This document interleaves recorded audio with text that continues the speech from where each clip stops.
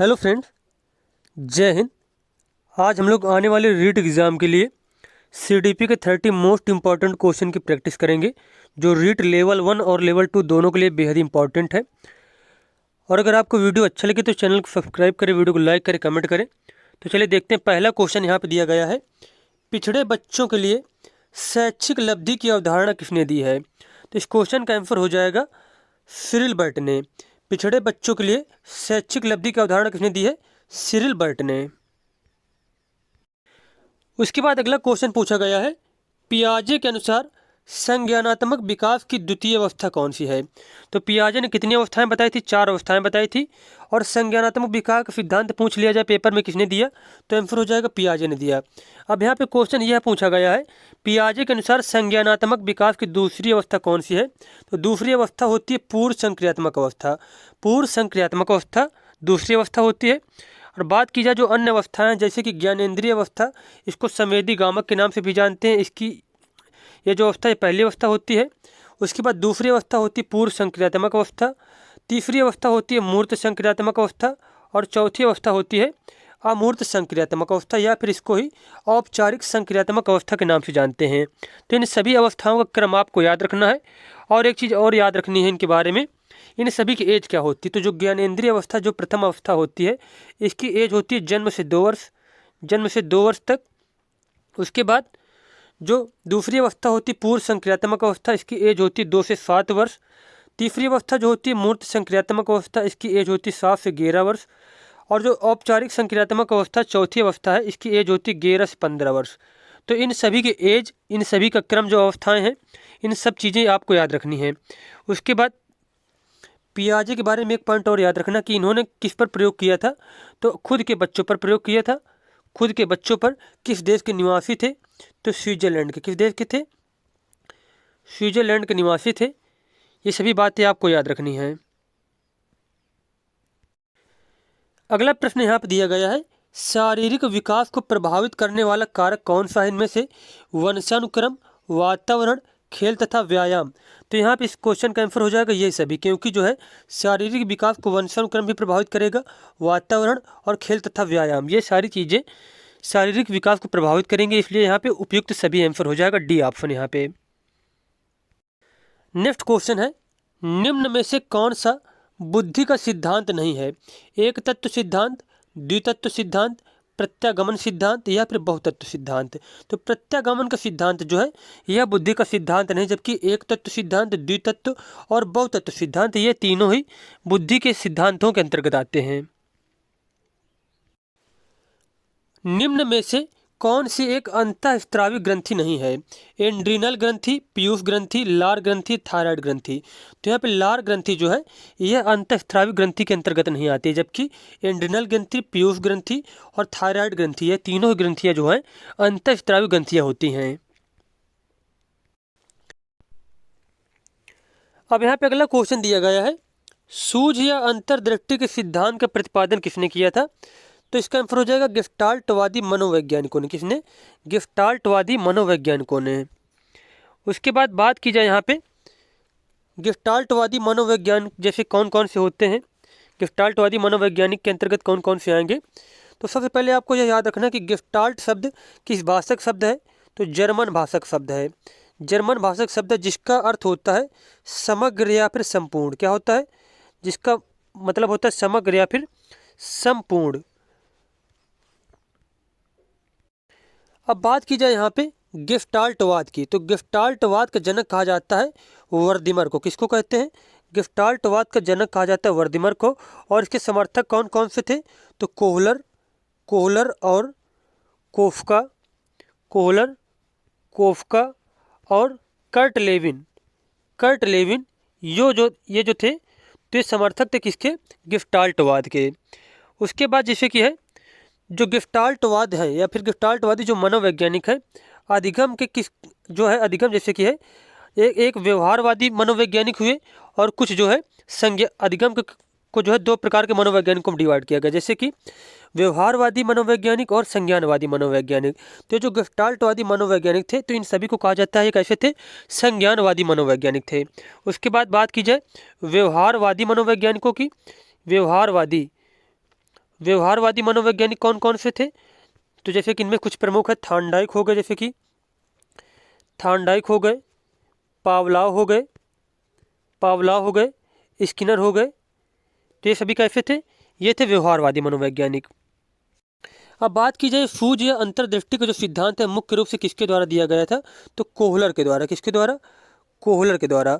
और इन्होंने अपना प्रयोग किस पर किया था? तो सुल्तान नाम के चिंपैंजी पर। किस पर? सुल्तान नाम के चिंपैंजी पर किया था। उसके बाद क्वेश्चन है, मैकडुगल के अनुसार प्रत्येक मूल प्रवृत्ति से संबंध होता है किसका? संज्ञान का, संवेग का, संवेदना का या फिर चिंतन का। तो मैकडुगल के अनुसार प्रत्येक मूल प्रवृत्ति संबंधित होती है संवेग से। किससे? संवेग से। अब बात की जाए यहाँ पे मूल प्रवृत्तियों को जनक किसको कहा जाता है? मूल प्रवृत्तियों को जनक कहा जाता है मैकडुगल को। मैकडुगल ने मुख्य रूप से 14 प्रकार की मूल प्रवृत्तियाँ बताई थी। और एक इनकी बहुत ही फेमस पुस्तक है मैकडुगल की, outline of psychology. Outline of psychology,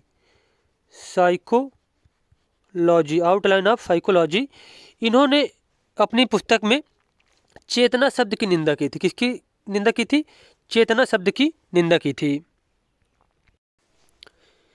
भारतीय संविधान के किस अनुच्छेद में 6 से 14 आयु वर्ग के बच्चों के लिए निःशुल्क व अनिवार्य शिक्षा का अधिकार शामिल किया गया है? तो कौन सा अनुच्छेद में बात की जा रही है? 21 का ए में है। यह बात किसमें कही गई? 21 के ए में। और कौन से एक्ट के अंतर्गत? तो आरटीई एक्ट 2009 के अंतर्गत। आरटी एक्ट जो है 2009 के अंतर्गत ये बात कही गई है कि 6 से 14 वर्ष के बच्चों के लिए निःशुल्क व अनिवार्य शिक्षा प्रदान करना सभी का मौलिक कर्तव्य है। जो उसके पेरेंट्स वगैरह हैं इन सभी का क्या मूल कर्तव्य होगा। और किसी भी स्कूल में इनसे जो है पैसा नहीं लिया जाएगा। जो सरकारी स्कूल हैं 6 से 14 वर्ष के जो बच्चे हैं। तो आरटी का फुल फॉर्म क्या होता है? Right to education.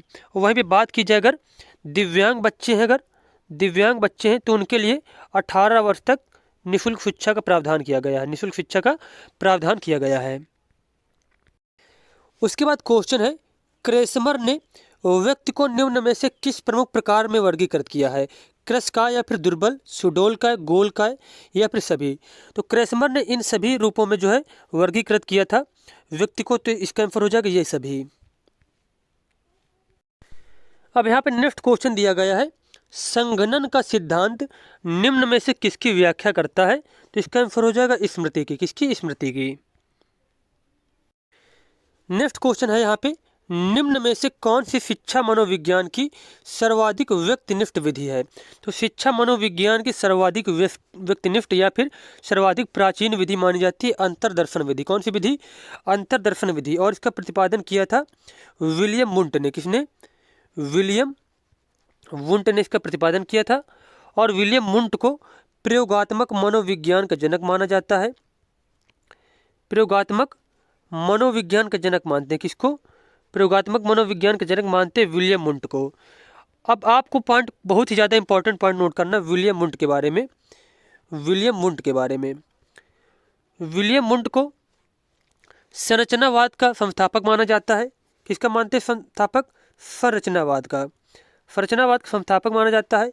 1879 में इन्होंने जर्मनी के लिपजिंग विश्वविद्यालय में प्रथम मनोवैज्ञानिक प्रयोगशाला की स्थापना की थी। इसी वजह से इनको प्रयोगात्मक मनोविज्ञान के जनक और आधुनिक मनोविज्ञान का जनक भी इनको ही माना जाता है, विलियम वुंट को। अब आपको एक पॉइंट यह याद रखना है कि जहाँ पे इन्होंने मनोवैज्ञानिक जो प्रयोगशाला थी उसकी स्थापना की थी लिपजिंग विश्वविद्यालय में, लिपजिंग शहर में। तो प्रेजेंट टाइम में उस जगह का नाम क्या है? तो प्रेजेंट टाइम में उस जगह का नाम हो गया है कार्ल मार्क्स विश्वविद्यालय। क्या नाम है? कार्ल मार्क्स विश्वविद्यालय उस जगह का नाम हो गया है। उसके बाद नेक्स्ट बात जो है, नेक्स्ट कथन के बारे में यह याद रखना है कि इन्होंने मनोविज्ञान को इन्होंने क्या कहा था? मनोविज्ञान को इन्होंने चेतना का विज्ञान कहा था। क्या कहा था? चेतना का विज्ञान कहा था। किसने? विलियम वुंट ने। यह भी आपको याद रखना है। नेक्स्ट क्वेश्चन यहाँ पे दिया गया है, अल्बर्ट बंडूरा निम्न में से किससे संबंधित हैं? तो अल्बर्ट बंडूरा ने दिया था सामाजिक अधिगम सिद्धांत। सामाजिक अधिगम सिद्धांत। अगला प्रश्न यहाँ पे दिया गया है, अगला क्वेश्चन यहाँ पे दिया गया है, अधिगम वक्र में पठार बनता है। पठार कब बनता है? थकान के कारण। किसके कारण? थकान के कारण। अब यहाँ पे अगला प्रश्न यहाँ पे दिया गया है, दर्पण चित्र परीक्षण किसको मापने हेतु प्रयुक्त होता है? तो दर्पण चित्र परीक्षण जो होता है वह प्रयुक्त होता है अधिगम अंतरण के लिए। किसके लिए? अधिगम अंतरण के लिए। अब यहाँ पे अधिगम अंतरण के बारे में या फिर अधिगम स्थानांतरण के बारे में आपको 2 पॉइंट याद रखना। जैसे कि एक क्या होता है सकारात्मक स्थानांतरण, सकारात्मक, और एक क्या होता है नकारात्मक। ये बहुत ज़्यादा पेपर पूछे जाते हैं, नकारात्मक। तो सकारात्मक अधिगम स्थानांतरण कब कहा जाएगा? कि जैसे कि आपने जो है कोई चीज़ सीखी, आपका जब पूर्व ज्ञान नए चीज़ सीखने में हेल्प करेगा तो उसे कहते हैं अधिगम का धनात्मक स्थानांतरण या फिर सकारात्मक स्थानांतरण। अब बात की जाए नकारात्मक स्थानांतरण की, तो अधिगम का नकारात्मक स्थानांतरण तब होता है जैसे कि आपने पूर्व ज्ञान मतलब पूर्व में जो कोई चीज़ सीखी या फिर जो आपका जो पूर्व ज्ञान है वह नई चीज़ें को सीखने में, नई चीज़ों को सीखने पे उस पर बाधा उत्पन्न करता है, तो उसे क्या कहते हैं? अधिगम का नकारात्मक स्थानांतरण। अब यहाँ पे नेक्स्ट क्वेश्चन दिया गया है क्लाउड पिक्चर टेस्ट निम्न में से किसके मापन में प्रयुक्त होता है? तो इसका आंसर हो जाएगा व्यक्तित्व मापन में। किसमें? व्यक्तित्व मापन में। उसके बाद क्वेश्चन है रोरसाक इंक ब्लॉट टेस्ट जो है इसका प्रयोग किसके मापन हेतु किया जाता है? तो इसका भी मापन किया जाता है व्यक्तित्व के मापन में। रोरसाक इंक ब्लॉट टेस्ट का जो है प्रतिपादन किसने किया था? तो हरमन रोरसा ने। किसने? हरमन रोरसा ने। नेक्स्ट क्वेश्चन यहाँ पे है निम्न में से कौन सा विस्मृति का कारण नहीं है? सीखने में कमी, स्मरण करने की इच्छा, मानसिक द्वंद्व या फिर सीखने की दोषपूर्ण विधियाँ। तो विस्मृति का कारण नहीं, यहाँ पे स्मरण करने की इच्छा जो है विस्मृति का कारण नहीं होगी। चिंतनशील सोच की चर्चा इनमें से किसने की थी? तो जॉन डेवी ने। किसने? जॉन डेवी ने। अब यहाँ पे क्वेश्चन दिया गया है आगमनात्मक तर्क के स्तरों में कौन सा शामिल नहीं है? अवलोकन, प्रयोग, सामान्यीकरण या फिर कल्पना। तो आगमनात्मक तर्क में कल्पना शामिल नहीं होती, जबकि अवलोकन, प्रयोग, सामान्यीकरण यह तीनों ही चीज़ें आगमनात्मक तर्क में शामिल होंगी। ब्रेल लिपि का प्रयोग निम्न में से किनके लिए किया जाता है? तो जो दृष्टिबाधित बच्चे होते हैं या फिर कोई भी दृष्टिबाधित व्यक्ति है उसके लिए ब्रेल लिपि का यूज किया जाता है। और इसका जो ब्रेल लिपि का आविष्कार किया था लुइस ब्रेल ने। किसने किया था? लुइस ब्रेल ने किया था। बुद्धि पर वंशानुक्रम का प्रभाव होता है, यह कथन किसका है? यह कथन दिया गया था टर्मन के द्वारा। किसके द्वारा? टर्मन के द्वारा। पाठ्यक्रम होना चाहिए, पाठ्यक्रम कैसा होना चाहिए? छात्र केंद्रित होना चाहिए। कैसा? छात्र केंद्रित होना चाहिए। अगला प्रश्न यहाँ पे है प्राथमिक शिक्षा में मदद करता है बच्चे का सामाजिकरण, बच्चे का लोकतांत्रिकरण, पाठ्यक्रम की समझ या फिर इनमें से सभी। तो इस क्वेश्चन का आंसर हो जाएगा इनमें से सभी। प्राथमिक शिक्षा में बच्चे का सामाजिकरण, लोकतांत्रिकरण और पाठ्यक्रम की समझ ये सारी चीज़ें हेल्प करती हैं। छात्रों को प्रेरित करने की सही विधि क्या होती है? तो छात्रों की प्रशंसा करना। क्या करना? छात्रों की प्रशंसा करना। नेक्स्ट क्वेश्चन यहाँ पे दिया गया है शिशु के प्रति सहानुभूति एवं प्यार दुलार से किस संवेग की उत्पत्ति होती है? तो इसका आंसर हो जाएगा अनुराग की। किसकी? अनुराग की। अगला क्वेश्चन यहाँ पे दिया गया है द्वितत्व सिद्धांत के प्रतिपादक कौन थे? तो द्वितत्व सिद्धांत के प्रतिपादक थे स्पीयरमैन। कौन थे? स्पीयरमैन। अगला क्वेश्चन है मनोविज्ञान की प्रयोगशाला किस मनोवैज्ञानिक ने स्थापित की थी? तो विलियम वुंट ने। विलियम वुंट ने 1879 में कहाँ पे किया था? जर्मनी में, जर्मनी के लेपजिंग विश्वविद्यालय में। अगला प्रश्न यहाँ पे दिया गया है मनोवैज्ञानिक वाइगोत्स्की किस देश के थे? तो आंसर हो जाएगा रूस के। कहाँ के थे? रूस के थे। और इन्होंने कौन सा सिद्धांत दिया था? सामाजिक सांस्कृतिक सिद्धांत। सामाजिक सांस्कृतिक सिद्धांत दिया था। और उसके बाद कुछ संप्रत्यय इन्होंने बताया था जैसे कि ZPD, zone of proximal development. उसके बाद या फिर क्वेश्चन पूछ लिया जाए आपसे कि पाड़ या फिर ढांचा या फिर मचान या फिर इसके फोल्डिंग के बारे में किसने बताया था या फिर इनका संप्रत्यय किसने दिया था? तो आंसर हो जाएगा वाइगोत्स्की ने। किसने दिया था? वाइगोत्स्की ने। उसके बाद क्वेश्चन यहाँ पे दिया गया है व्यवहारिक बुद्धि का अर्थ है कि बुद्धि संकृति का उत्पाद होती है, यह किसका कथन है? तो यह कथन दिया गया था स्टैनबर्ग के द्वारा। किसके द्वारा? स्टैनबर्ग के द्वारा। प्रारंभ में आत्मा का प्रयोग किस शास्त्र में किया जाता था? तो दर्शन शास्त्र में। किस शास्त्र में? दर्शन शास्त्र में।